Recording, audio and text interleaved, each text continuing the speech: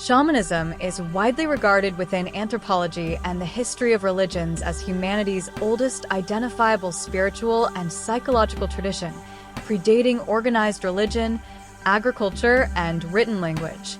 Although shamanic practices appear nearly universal among historically documented hunter-gatherer societies, universality does not imply simultaneous or independent invention.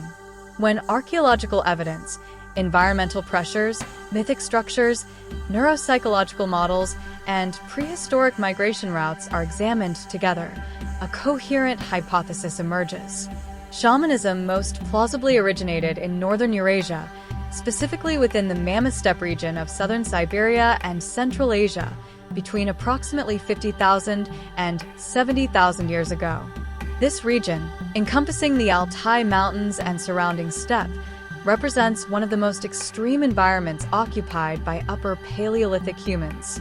Paleoenvironmental research shows that survival in the Mammoth Steppe depended on precise ecological knowledge, accurate prediction of animal migration, and sustained psychological resilience under conditions of extreme cold, scarcity, injury, and high mortality. In such environments, uncertainty was not merely cognitive, but existential. Anthropologists, including Julian Stewart and Marvin Harris, have long emphasized that subsistence stress plays a decisive role in shaping cultural institutions. Within this context, the emergence of specialized ritual mediators would have conferred tangible adaptive advantages. Ethnographic research conducted in Siberia and Central Asia during the 19th and 20th centuries, particularly by scholars such as Sergei Shirokogorov and later Mircea Eliade, documents a highly structured and internally consistent form of shamanism. This system is distinguished not by symbolism alone, but by a recurring and tightly integrated set of features.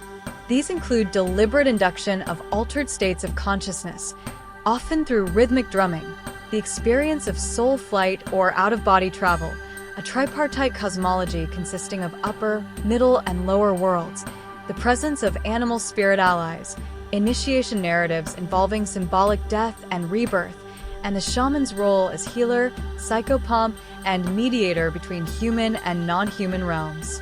What is significant is not merely the presence of these elements, but their systematic integration.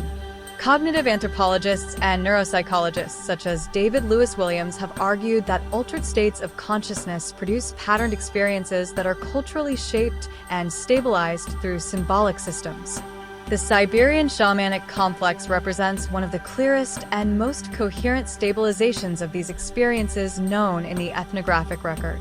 Comparable systems elsewhere tend to appear either in partial form or embedded within later religious structures, suggesting transmission and transformation rather than independent origin. Linguistic evidence, while not decisive on its own, reinforces this pattern. The term shaman derives from Tungusic languages spoken in Siberia. While terminology cannot establish origin independently, it does reflect the region in which the practice remained most continuous and least absorbed into priestly or institutional religions. In contrast, in regions where agriculture and state societies emerged early, shamanic roles were often subordinated to temples, priesthoods, or doctrinal systems. Archaeological evidence from Upper Paleolithic Europe provides indirect but compelling support for the diffusion of this system westward. Cave sites such as Chauvet and Trois Frères, dated to approximately 40,000 years ago, contain imagery that closely parallels shamanic symbolism documented ethnographically in Siberia. Human-animal hybrid figures, therianthropes, and geometric motifs consistent with entoptic phenomena observed during trance states appear prominently. The so-called sorcerer figure at Trois Frères, combining human and stag features, strongly resembles shamanic representations of animal-spirit fusion. The spatial context of this art is critical. These images are located deep within caves that were difficult to access, acoustically resonant, and unsuitable for habitation. Archaeologists, including Jean Klotz and Lewis Williams, have argued that such environments are consistent with ritual use involving altered states of consciousness rather than aesthetic decoration.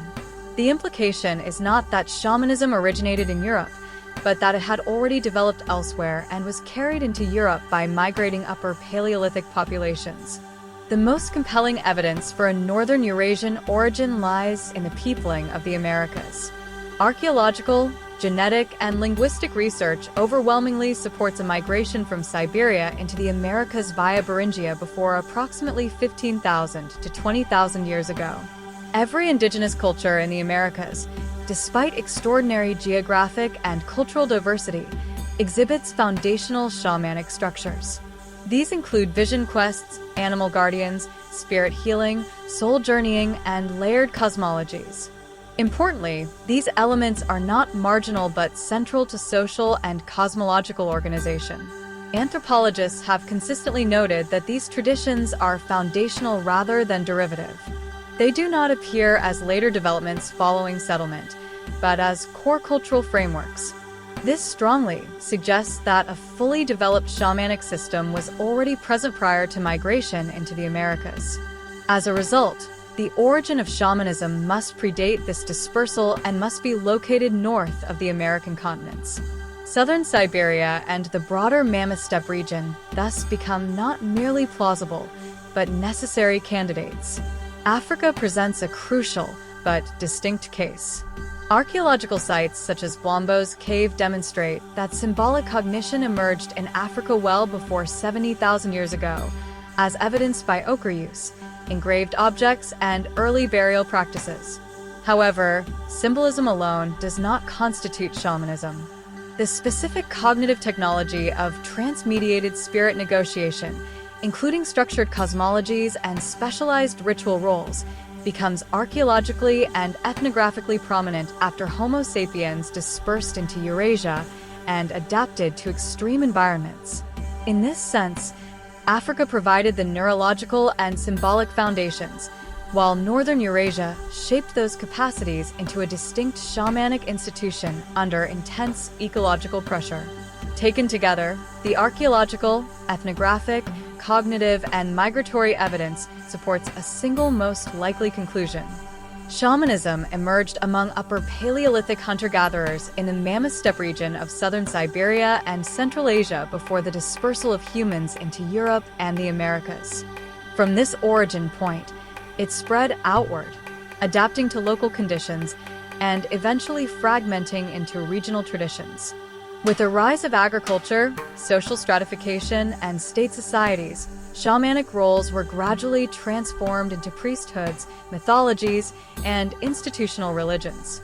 Before temples, before doctrines, and before written cosmologies, there was the shaman. This figure stood at the boundary between life and death, mind and environment, attempting to negotiate survival, meaning, and coherence in a world that offered no guarantees.